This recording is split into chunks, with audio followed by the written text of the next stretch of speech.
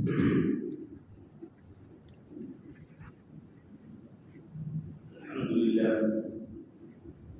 لله الذي هدانا إلى الإسلام وما كنا لنهتدي لولا أن هدانا الله العزيز الحكيم أرسل إلينا رسولا فعلمنا محكمات الإسلام والصراط المستقيم أشهد أن لا إله إلا الله وحده لا شريك له وأشهد أن سيدنا محمدا عبده ورسوله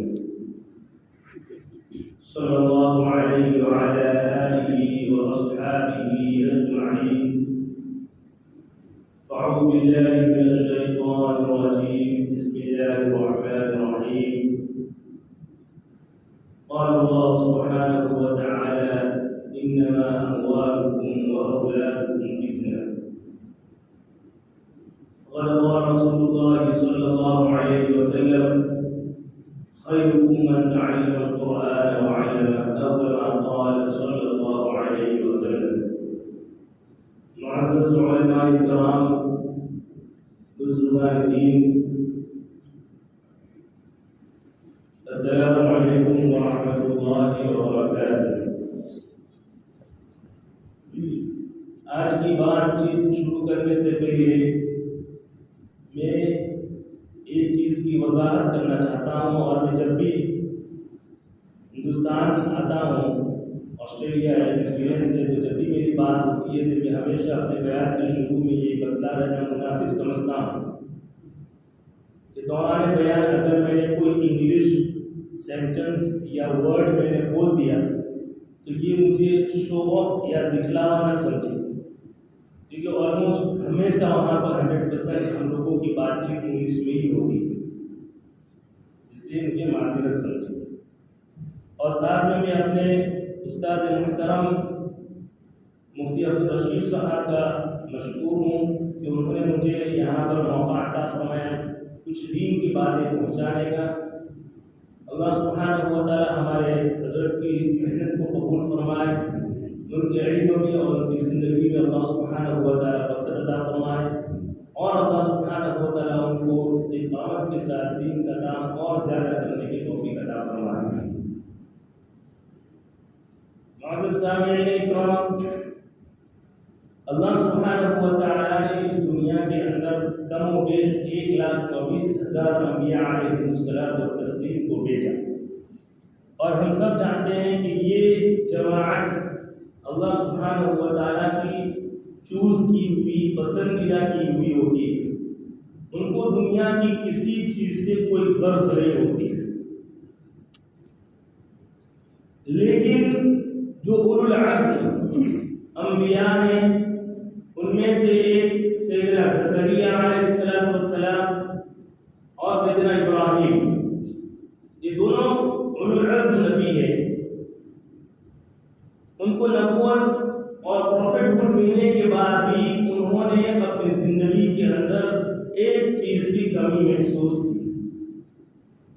اب اور ہم اور آپ جب قرآن پاک کا مطالعہ کریں تو اس میں ہمیں اندازہ لگتا ہے، ہمیں پتہ لگتا ہے کہ سیدنا زکریا علیہ السلام نے بھی اللہ سبحانہ و تعالی سے دعا کی، فَهَبْ لِي مِن لَّدُنكَ وَلِيًّا يَرِثُنِي وَيَرِثُ مِنْ آلِ يَعْقُوبَ۔ نبی ہونے کے بعد بھی اللہ مجھے ایک اولاد عطا فرما جو میرا اور آل یعقوب کا وارث۔ اس کے بعد سیدنا ابراہیم علیہ السلام سورہ صافات کے اندر اللہ سبحانہ و تعالی نے ارشاد فرمایا، سیدنا ابراہیم علیہ السلام نے بھی اللہ سبحانہ و تعالی سے دعا کی کہ اللہ مجھے ایک اولاد عطا فرما۔ ان کی زندگی اللہ سبحانہ و تعالی کے ساتھ تعلق اور دنیا کی کوئی غرض ان کی زندگی کے ساتھ وابستہ نہیں ہوتی، لیکن پھر بھی ایک نیچرل ریلیشن شپ، ایک انسان کا نیچرل تعلق اپنی اولاد کے ساتھ ہوتا ہے، وہ ہمیں سامنے آئے۔ اور اس دنیا کے بہت سارے ریلیشن شپ ہیں، جیسے ہسبینڈ اینڈ وائف، دادا دادی، نانا نانی، اس میں سے ایک ریلیشن شپ ہے باپ اور بیٹا، جو ایک اہم اور مکمل ریلیشن شپ جس سے انسان کا جنریشن چلتا ہے، جنریشن. اسی لیے تو سیدنا زکریا علیہ السلام نے فرمایا یرثنی ویرث من آل یعقوب. اب جنریشن سے جنریشن چلتا ہے تو اب اللہ سبحانہ و تعالی اس چین کو، اس ریلیشن شپ کو جب اللہ سبحانہ و تعالی ہم انسان کو عطا فرماتا ہے تو ہمارا اور اپنے بچوں کے ساتھ بھی ایک ریلیشن شپ اور ایک تعلق بن جاتا ہے. اور جب قرآن پاک کا مطالعہ کرے، رسول اللہ صلی اللہ علیہ وسلم کی صحیح احادیث کا ہم مطالعہ کریں اور رسول اللہ صلی اللہ علیہ وسلم کے فرمان کو ہم دیکھیں اور صحابہ کے فرمان کو اور ان کی زندگی کو، ان کی حیات کو ہم دیکھیں، تو اس دنیا کے اندر ہر مخلوق کے درمیان میں کچھ نہ کچھ ریلیشن شپ ہے. جیسے ایگزامپل ماں باپ اور بیٹے اور بیٹیاں، یہ صرف مسلمان ہی نہیں ہیں بلکہ اور بھی مذہب والے ماں باپ اور بیٹی بیٹی کی ریلیشن شپ ہے. لیکن اسلام ہمیں ان لوگوں سے الگ ماں باپ بناتا ہے. اور میں اپنے بات چیت میں ہمیشہ اس چیز کو ہمیشہ بتاتا ہوں کہ جب ہم بوڑھے ہو جاتے ہیں اور ہم اپنے بیٹوں سے اپنے حقوق کا مطالبہ کرتے ہیں تو قرآن اور شریعت یہ کہتی ہے کہ جب وہ چھوٹے ہوتے ہیں بچے اور بیٹے اور بیٹیاں، اسلام یہ کہتا ہے کہ ان کا حقوق کا مطالبہ اسلام نے ہم کو بتایا. حق الوالد، حق کیا کہتا ہے؟ رائٹس. ماں باپ کے اوپر بچوں کے رائٹس ہیں، حق ہے جس کو ادا کیے بغیر کوئی ماں باپ اپنی جگہ سے ہٹ نہیں سکتا، ہل نہیں سکتا اور اللہ کے ہاں اس کو اس کا جواب دینا ہوگا. یہ ریلیشن شپ اور یہ حقوق جب بچے چھوٹے ہوتے ہیں وہاں سے شروع ہوتا ہے. اسی لیے رسول اللہ صلی اللہ علیہ وسلم نے صحیح حدیث کے اندر ارشاد فرمایا اکرموا اولادکم، اپنے بچوں کا اکرام کرو. اب ہمارے ذہن میں یہ چیز ہے کہ ہم اپنے بیٹوں سے، اپنے بچوں سے ماں باپ کا اکرام کا مطالبہ کرتے ہیں اور الحمدللہ یہ جائز بھی ہے، یہ صحیح بھی ہے. لیکن جب چھوٹے ہوتے ہیں بچے تو رسول اللہ صلی اللہ علیہ وسلم نے ارشاد فرمایا کہ ان کا اکرام کرو.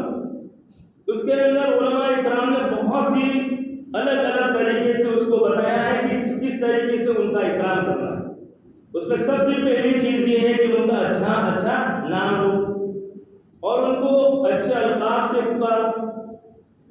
اور یہاں تک بتلایا ہے کہ ایک چھوٹا بچہ 5 سال کا، 6 سال کا، 7 سال کا، 8 سال کا یا جو بھی عمر ہے، ماں باپ کو چاہیے کہ اس کے پاس وہ بصیرت ہو. وہ صرف بچے پیدا کرنے کے لیے اللہ تعالیٰ نے اس کو شادی کرنے کا موقع نہیں عطا فرمایا بلکہ بچوں کے ساتھ اس کے حقوق کی ادائیگی بھی اس کو ساتھ میں منسلک فرمائی. تو ان کے ساتھ اس کی اتنی بصیرت ہونی چاہیے یا ان کے ساتھ ان کا اتنا گہرا تعلق ہونا چاہیے کہ وہ اپنے بیٹے کو بچپن ہی سے بھانپ لے، جھانچ لے کہ میرا بیٹا کس فیلڈ میں جائے گا، کس فیلڈ میں وہ جا سکتا ہے. حافظ بن سکتا ہے، عالم بن سکتا ہے، مفتی بن سکتا ہے، ڈاکٹر، انجینئر، جو بھی ہو وہ کچھ بھی بن سکتا ہے. تو ہمارے جو علماء کرام یہ فرماتے ہیں کہ جب چھوٹا بچہ ہو اسی وقت اس کو ان القاب سے پکارو جو اس کو بنانا چاہتا ہے. کہ بھائی حافظ حمزہ یا حافظ عرفات یا حافظ محمد، تو وہ آپ ان کو اکرام دے رہے ہیں، ان کو عزت دے رہے ہیں، ان کو موٹیویشن کر رہے ہیں. آپ ان کو ان کی جو فیلڈ ہے اس کے اوپر ان کو موٹیویٹ کر رہے ہیں، ان کو بنا رہے ہیں. ابھی تو وہ بنا ہی نہیں. لیکن انفارچونیٹلی میں یہ بات کہہ سکتا ہوں کیونکہ میں خود گجراتی ہوں، میں حیدرآباد سے، ٹھیک ہے، اور میرا بچپن گجرات میں نکلا ہوا. اور جہاں پہ میں ہوں اور دوسری جگہ پر وہاں پہ تقریباً 50-60 کنٹریز کے لوگ میرے ساتھ رہ رہے ہیں. میرا تجربہ اور میرا ایکسپیرینس اور میرا خلاصہ یہ ہے اور ہم لوگوں نے یہ نچوڑ کیا ہوا ہے کہ سب سے زیادہ بے ادبی کے ساتھ کوئی قوم اپنے بچوں کو بلاتی ہے وہ گجراتی قوم. یہ میں مسجد میں بیٹھ کے کہہ رہا ہوں. ان کے نام کو بلانے کی بھی تمیز نہیں. محمد ہے تو محمدیہ انوسی ہو. بھائی اللہ سبحانہ و تعالیٰ نے مجھے اور آپ کو ایک نام دیا ہوا ہے, ایک عزت دی ہوئی ہے. ان کو نبیوں کا اور انبیاء کا نام دیا ہوا ہے, ان کو اللہ کی صفات کا نام دیا ہوا ہے. عبداللہ, عبد الرحمن, عبداللہ ہی نکال دیا. تو یہ میرا تجربہ ہے, کیونکہ میں آپ کو نہیں بتاؤں, لیکن ایک پڑوسی ملک ہے جو ایک بہت ہی زیادہ عزت اور رسپیکٹ کے ساتھ اپنے بچوں کو بلاتے ہیں.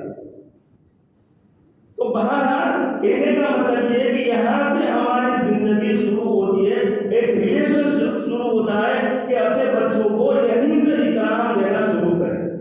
پھر اس کے بعد جب 5-6 سال کی عمر ہو جائے تو الحمدللہ ثم الحمدللہ ہمارے علماء اکرام, دیوبند کے علماء اکرام, جنہوں نے ایک مکتب کی شکل کے اندر ایک مدرسہ شروع کیا ہوا ہے, جو یہاں پر, اور میں آپ کو وٹنس اور شاہد کے طور پر اور تجربے کے طور پر کہتا ہوں کہ دنیا کے بہت سارے خانے کے اندر اسی ترتیب سے مکتب چل رہا ہے. ایک چھوٹی سی کارگزار میں آپ کو بتاتا ہوں کہ نیوزی لینڈ کے قریب ونواتو ایک جگہ ہے جہاں سے 3-3.5 گھنٹے کا فلائٹ ملتا ہے. وہاں پر 1996, 97, 98 سے پہلے کوئی مسلمان نہیں تھا, وہ ٹاپو ہے, جزیرہ ہے. لیکن الحمدللہ جب جماعت کا سلسلہ وہاں شروع ہوا اور الحمدللہ کچھ لوگوں نے اسلام کو قبول کیا, پھر بعد میں گئے, پھر کچھ لوگوں نے اسلام کو قبول کیا. میں خود 2004-5 میں وہاں پہ گیا, وہاں پر گئے تو الحمدللہ کافی لوگوں نے وہاں پر اسلام کو قبول کیا. میں نے خود دیکھا جو احسن القواعد ہم لوگ یہاں پر مکتب کے اندر یا نورانی قاعدہ جو ہم لوگ پڑھاتے ہیں, وہ نورانی قاعدہ اور احسن القواعد میں نے خود وہاں پر ان کو پڑھتے ہوئے دیکھا اور پڑھایا بھی. اور آپ تعجب کی بات یہ ہے, یہ اللہ کا فضل اور کرم اور احسان ہے کہ ایسی جگہ کے اوپر چھوٹے چھوٹے سینٹرز اور اسلامک سینٹرز اور مساجد ہے جو بالکل جنگل اور بیابان میں رو رہا تھا جب وہ مغرب اور عشاء کے درمیان میں سورۃ الفاتحہ اعوذ باللہ بسم اللہ کی مشق کر رہے تھے. اور وہ تمام بچے بورن کرسچن تھے, لیکن وہ کنورٹ کس میں ہوئے, اسلام کے. اور بھی بہت ساری جگہ, ایون میں آپ کو بتاتا ہوں کیونکہ ہمارے پاس عرب کے بھی اسٹوڈنٹ, عرب کے بھی بچے ہمارے پاس پڑھنے آتے ہیں, تو ان کو بھی ہم نے یہ احسن القواعد اور نورانی قاعدہ پڑھایا ہے. وجہ اس کی یہ ہے, خاص طور پر صومالی بچے جو قرآن پاک کو سن کر, ٹیپ سے سن کر وہ 30واں پارہ اور 29واں پارہ ہی سن لیتے ہیں. پھر کیا ہوتا ہے جب 28ویں پارے کے اندر, 27ویں پارے کے اندر یا پہلے پارے دوسرے پارے کے اندر جاتے ہیں, کیونکہ انہوں نے پہلے 2 پارے کو وہ ازبر کر لیا, وہ میمورائز کر لیا, تو وہ پڑھ نہیں پاتے. پھر ہمارے پاس آتے ہیں کہ ہمارے بچے یہ پڑھ نہیں پاتے ہیں, تو اس کو اسی ترتیب سے ہم لوگ یہاں پر الف ضبط پڑھاتے ہیں, وہاں پر الف فتحہ الف فتحہ الف ضم عربی ترتیب سے ہم پڑھاتے ہیں. لیکن پورا مکمل احسن القواعد اس کو ہم ختم کرواتے ہیں, پھر جا کر وہ قرآن پاک کی تلاوت صحیح طریقے سے کر پاتے ہیں. یہ مکتب کی جو تعلیم ہے اور مکتب کا جو سلسلہ ہمارے بزرگان دین نے شروع کیا ہوا ہے, اس کا فائدہ بہت دور تک. اور الحمدللہ خصوصاً ہمارے گجرات کے اندر جب میں 1999 اور 2000 میں کھیلاؤں میں صدر مدرس کی حیثیت سے پڑھاتا تھا, اس وقت بھی ہمیں دیکھا تھا کہ الحمدللہ مکتب بہت ہی الحمدللہ اسٹرانگلی جا رہا ہے. لیکن کچھ حالات ابھی جو آ رہے ہیں ہمارے سامنے, اس کے اندر میں ہمیں ان حالات اور باقی حالات کے سامنے کھڑا ہونا ہے, تو ہمارے بچوں کو شروع ہی سے اس کو تعلیم اور تربیت کی طرف متوجہ کرنا ہے. ورنہ یہ چیلنجنگ ٹائم آج تک ہندوستان کی تاریخ کے اندر وہ چیلنجنگ حالات ایمان اور اسلام کے بچانے کے نہیں آئے, لیکن اب جو اسلام اور اسلام کو بچانے کے حالات جو ہمارے نیو جنریشن کے پاس ہے وہ بہت ہی سخت ہے. اور اسی میں ہمارے لیے تعلیم, تعلم, یہ مکتب کی تعلیم یہ بھی ہمارے لیے بہت ہی ضروری ہے. اور تعلیم کے ساتھ, مکتب کی تعلیم کے ساتھ ان کا وقت کا اہتمام کرنا یہ ہمارے لیے اور بہت زیادہ ضروری ہے. ہمارا وہاں بھی پروگرام ہوتا ہے تو ہم اس کو اس طریقے سے بتاتے ہیں کہ ایک بچے کو صحیح تعلیم اور صحیح تربیت کرنے کے لیے 3 لوگ انوالو ہوتے ہیں. ڈرائنگ تین لوگ، ایک ہوتا ہے بچہ خود، ایک ہوتے ہیں ماں باپ، اور ایک ہوتا ہے استاد۔ یہ تین بچے ایک بچے کی تعلیم اور تربیت کے ساتھ منسلک ہوتے ہیں، تین لوگ۔ اس میں بچہ وہ تو 8 سال کا، 9 سال کا، 10 سال کا، آپ ان کو یہ سمجھے کہ اس کے ہاتھ کے اندر آپ نے چاکلیٹ رکھ دی کیڈبری، اور ایک ہاتھ کے اندر میں $1 ملین کا چیک رکھ دیا، تو آپ سمجھائیں گے کہ یہ $1 ملین کا چیک ہے، لیکن اس کی اہمیت اس کو نہیں ہوگی، بلکہ $2 کی یا $3 کی چاکلیٹ کی اہمیت اس کے سامنے ہوگی۔ تو ان کے پاس اچھے اور برے کی تمیز نہیں ہے۔ ان کو تمیز کرانے کے لیے سب سے پہلے ذمہ دار کون ہے؟ ماں باپ۔ ماں باپ، یہ ماں باپ بچے کے ساتھ لگے ہوئے ہوتے ہیں، اور میں جہاں تک جانتا ہوں کہ مکتب کا جو ٹائمنگ ہے وہ قریباً 2 آورس ہوگا، 2 آورس 2.5 آورس یا 1 آور 1.5 hours. Out of 2 hours from 24 hours, 24 گھنٹے میں سے 22 گھنٹے وہ بچہ ماں باپ کے ساتھ رہتا ہے، اس کو اسکول جاتا ہے، وہ ایک الگ چیز ہے۔ تو اس کی سب سے پہلے ذمہ داری اس بچے کو صحیح تعلیم کے لیے، صحیح زندگی گزارنے کے لیے ماں باپ اہم ذمہ دار ہے، اور ماں باپ کی ذمہ داری۔ رسول اللہ صلی اللہ علیہ وسلم کا ارشاد ہے، صحیح مسلم اور صحیح بخاری کی یہ حدیث ہے، رسول اللہ صلی اللہ علیہ وسلم نے فرمایا الا کلکم راع وکلکم مسئول عن رعیتہ، الاب راع فی اہلہ ومسئول عن رعیتہ۔ سنو مفتی صاحب یہاں بیٹھے ہوئے، جب اللہ کہتے ہیں تو وارننگ بھی ہوتا ہے، ان کو ڈرانا بھی ہوتا ہے، ان کو بچانا بھی ہوتا ہے کہ سنو تم سب کے سب نگہبان ہیں، اور اللہ سبحانہ و تعالیٰ اپنی رسپانسبلٹی کے مطابق اللہ سبحانہ و تعالیٰ سوال کریں گے۔ اور ان تمام فیملی ممبرز میں سے باپ الاب راع فی اہلہ، اور باپ اس کے لیے سب سے پہلے ذمہ دار ہے، اور اللہ سبحانہ و تعالیٰ کل قیامت کے دن اس کو اپنی ذمہ داری کے متعلق پوچھے گا۔ والمرأة راعية في بيت زوجها ومسؤول عن رعيتها، اور والدہ بیوی وہ بھی اپنے گھر اور اپنے شوہر اور ان کی تمام چیزوں کے درمیان میں وہ نگہبان ہے، اللہ سبحانہ و تعالیٰ کا قیامت میں اس کو پوچھے گا۔ اور ہم سب جانتے ہیں، ہمارا عقیدہ یہ ہے کہ ہماری پیدائش سے لے کر موت تک کی جتنی بھی زندگی ہے، کوئی چیز اللہ کے علم سے باہر نہیں۔ اگر ہم نے اپنی ذمہ داری سے کمی کی، کوتاہی کی، اور ہم نے اس کو نہیں فلفل کیا، تو واللہ ہمیں اللہ کے یہاں اس کا جواب دینا ہوگا۔ یہ ہماری پہلی ذمہ داری ہے۔ اس لیے کہا کہ ماں باپ جو بچہ ہے اس کے لیے سب سے پہلا مدرسہ کون ہے؟ اس کا اپنا گھر ہے، اور اس کے اپنی ماں ہے، اپنے والد۔ میں جو ہے ہمیشہ نیوز وغیرہ سنتا رہتا ہوں۔ ایک مرتبہ میں نیوز سن رہا تھا BBC لندن، اس کے اندر اردو نشریات سننے انٹرویو لینے والے ایک ہمارے پڑوسی ملک کے اندر مولانا یوسف صاحب دنوری رحمۃ اللہ علیہ کے مدرسے کے اندر گئے، اور کینیڈا سے کچھ اسٹوڈنٹ آئے تھے، ان کا انٹرویو کر رہے تھے۔ تو انہوں نے پوچھا کہ آپ کینیڈا سے اس دارالعلوم کا سفر کس طریقے سے طے ہوا؟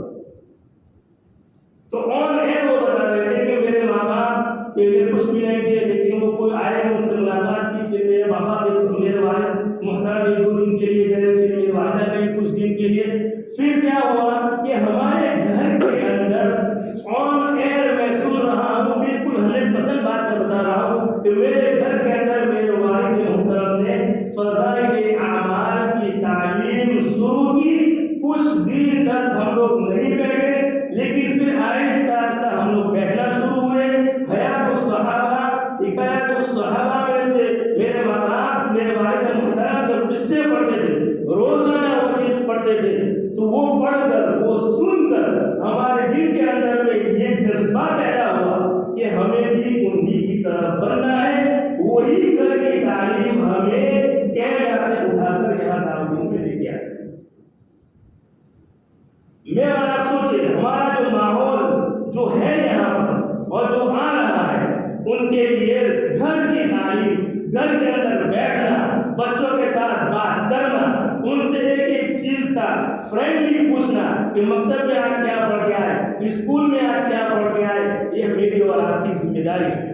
جو عام طور پر جو مجھے لگتا ہے یہاں پر آ کر، وہ ہمارے معاشرے کے اندر یہاں انڈیا کے اندر اور خاص طور پر گجرات کے اندر میں جو کتنے بھی جو ہے وہ گاؤں ہے اس کے اندر میں اگر ہم اس کو پرسنٹ ایڈوائز دیں تو ہو سکتا ہے وہ میں بھی 1% اور 2%، کیونکہ ہم یہ دیکھتے ہیں ہمارے سامنے یہ ہے کہ الحمدللہ ہم بے خوف ہیں، ہم کیا ہے بے خوف ہیں، لیکن جو ماحول ابھی چل رہا ہے اس کے اندر بھی ہم بے خوف نہیں ہیں۔ ہمارے یہاں پر جو ماحول ہے وہ ماحول فرینڈلی ماحول ہے اور ہمارے بچوں کو وہ فرینڈلی ماحول اور انوائرمنٹ آؤٹ سائڈ کا بہت جلدی ان کو باہر کی طرف کھینچ لیتا ہے، ٹھیک ہے۔ اس لیے ہمارا یہ وقت مقرر ہے کہ ہم لوگ یا تو صبح کے اندر یا عشاء کے بعد 20 منٹ ہمارے لیے بیٹھنا ہمارے بچوں کے ساتھ ضروری ہے، لیکن ہمارے پاس یہاں پر وقت نہیں۔ ہمارے مفتی احمد صاحب دعوت برکاتہ وہ جب نیوزی لینڈ آئے تھے مجھے پتا ہے کہ ہمارے مسجد کے اندر میں وہ ماں باپ اور بچوں کی تعلیم اور تربیت کے اوپر بات کر رہے تھے تو انہوں نے بڑی اچھی مثال دے کر مجھے اور آپ ہم لوگوں کو سمجھایا، کہا کہ 24 گھنٹہ ہے، 24 گھنٹے میں سے ہم 1 منٹ لیں، 1 منٹ، 1 گھنٹے میں سے 1 منٹ لیں، 1 گھنٹے میں سے 1 منٹ، تو 24 گھنٹے کتنے منٹ ہوئے؟ 24۔ اگر ایک باپ یا ایک ماں باپ اپنے گھر کے اندر روزانہ کی 24 منٹ اپنے بچوں کے ساتھ دے تو یقیناً اس کی تبدیلی آپ دیکھیں گے، ہمارا آپ دیکھیں گے۔ لیکن آج افسوس کی بات یہ ہے کہ ہمارے پاس ان چیزوں کا وقت ہے، اور پتا نہیں مجھے یہاں پہ یہ چیز بتانا چاہیے کہ نہیں بتانا چاہیے، لیکن میں اپنے گاؤں میں ایک یہ چیز بتا چکا ہوں کہ ہمارے لیے سب سے بڑے افسوس کی بات یہ، پتا نہیں یہاں کے گاؤں میں رمضان مبارک کا مہینہ کس طریقے سے گزارتے ہیں، اور پتا نہیں رات کا معاملہ کیا ہے یہاں پہ مجھے نہیں پتا ہے، نہ مجھے کسی نے بتایا، لیکن میں اپنے گاؤں کے حالات کو اور جو آؤٹ سائڈ جو ولیج ہے ان کے حالات کو میں دیکھتا ہوں، وہ رات کو کھیلتے ہیں، ٹھیک ہے، پلاسٹک اور وہ بھی جو بھی پورا مہینہ آخری 10 دن اور اس میں سے 5 راتیں لیلۃ القدر اوڈ نائٹ، اس میں بھی آپ لوگوں کو ٹائم نہیں ہے کہ اللہ کے سامنے ہم بیٹھیں، اللہ کے سامنے ہم گڑ گڑائیں، اللہ کے سامنے ہم جائیں۔ میں آپ کو سچ بتاتا ہوں کہ ہمارے یہاں پر صبح میں اٹھ کر ماں باپ کو کام پہ جانا ہوتا ہے، بچوں کو اسکول جانا ہوتا ہے، فری نہیں ہوتے ہیں۔ میں اسلامک اسکول میں 1400 بچوں کے درمیان میں وہاں پر پڑھا تھا اور بچے میرے پاس پڑھنے آتے ہیں، میں یہ چیز 100% بتاتا ہوں، پھر بھی وہ آخری 10 نائٹ پہلے تو پڑھا کے ختم کی، پھر اس کے بعد قیام اللیل کرتے ہیں۔ اس میں 2 طرح کی قیام اللیل ہوتی ہے، ایک پہلے 11 سے 12:30 بجے تک فجر، اور پھر دوسرا طبقہ آتا ہے 12:30 سے 2 بجے تک۔ وہ پورا یم 10 سال کے، 12 سال کے، 15 سال کے، 18 سال کے، 20 سال کے، اگر آپ دیکھیں گے 400 آدمی ہیں تو اس میں سے میں آپ کو بتاتا ہوں 100 یا 150 جو ہے وہ یگسٹرز ہوتے ہیں۔ خوف ہے ان کو، اور وہ جانتے ہیں، اس کی قیمت جانتے ہیں کہ یہ 10 دن کیا ہوتا ہے اور اس میں سے لیلۃ القدر کیا ہوتا ہے۔ تو جو حالات ہم شکایت کے بغیر شکایت نہ کریں، اللہ سبحانہ و تعالیٰ نے اسلام کو مٹانے کے لیے نہیں بھیجا ہے، حالات اسلام کے ساتھ رہیں گے، لیکن اس حالات میں ہمیں اسباب کیسے پیدا کرنا ہے وہ اصل چیز ہے، اللہ کے ساتھ ہمیں جڑنا ہے، یہ اصل چیز ہے، ہمارے نوجوانوں کو اللہ کے ساتھ جڑنا ہے، یہ اہم چیز ہے، اور پھر اس میں سے پھر اللہ سبحانہ و تعالیٰ ہمارے ساتھ انتہائی غفور رحیم ہے، اس لیے ہمیں ایسی اپرچونٹیز دیتے ہیں۔ رمضان المبارک کا مہینہ، چلو پہلے 10 دن کچھ کر لو، پھر دوسرے 10 دن کچھ کر لو، اگر اس میں بھی کچھ نہیں ہوا تو آخری 10 دن کچھ کر لو، اگر اس میں بھی نہیں ہوا تو کم سے کم 5 نائٹ تو کچھ کر لو، تاکہ اللہ کے یہاں ہم اپنا چہرہ دکھانے کے لائق ہو۔ مفتی صاحب یہاں پر بیٹھے ہوئے ہیں، حدیث پاک میں اللہ کے رسول صلی اللہ علیہ وسلم کی بد دعا ہے ان لوگوں کے لیے جس کے پاس رمضان مبارک کا مہینہ گزرا اور انہوں نے اپنی بخشش نہ کروائی۔ حالات کو ہم کوسے نہیں، ہم کسی اور کو کوسے نہیں، بلکہ حالات میں ہم خود ذمہ دار ہیں۔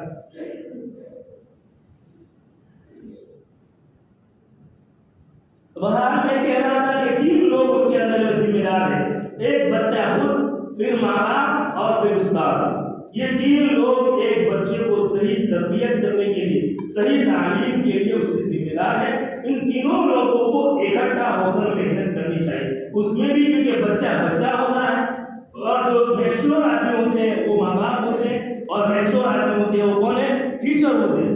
جب مدرسے کے اندر بھی جاتے ہیں ہم کو کوئی دیکھنے والا نہیں، ہمارے کوئی نگرانی کرنے والا نہیں، لیکن ہمارا سب سے بڑا دیکھنے والا اور ہماری سب سے بڑی نگرانی کرنے والی ذات کون ہے؟ اللہ۔